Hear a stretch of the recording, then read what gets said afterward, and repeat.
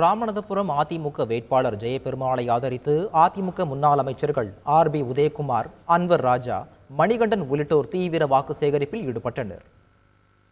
ராமநாதபுரம் கீழக்கரை பகுதியில் பிரச்சாரத்தில் ஈடுபட்ட அதிமுக வேட்பாளர் ஜெயபெருமாளுக்கு பொதுமக்கள் ஆரத்தை எடுத்து உற்சாக வரவேற்பு அளித்தனர்.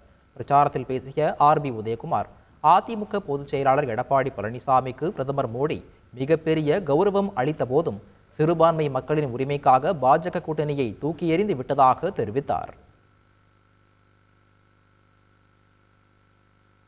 ஒரு துரும்பு கூட இஸ்லாமியர்கள் மேல் படாமல் பாதுகாப்பு அரணாக இருந்தது அனைத்து இந்திய அண்ணா திராவிட முன்னேற்ற கழகம் என்பதை எங்களால் சத்தியம் செய்து சொல்ல முடியும். புரட்சித் தலைவர் எடப்பாடியார் பொதுச் செயலாளர் அன்றைக்கு பாரதிய ஜனதா கட்சியிலே பாரத பிரதமரோடு வலதுபுறத்திலே உட்கார வைத்து அவருக்கு மிகப்பெரிய கௌரவத்தை கொடுத்தார்கள்.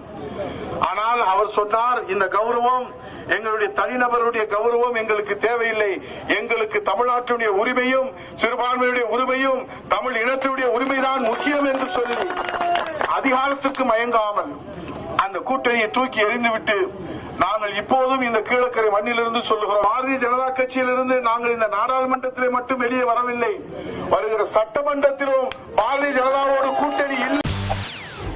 செய்திகளை உடனுக்குடன் தெரிந்து கொள்ள உடனே சப்ஸ்கிரைப் பண்ணுங்க.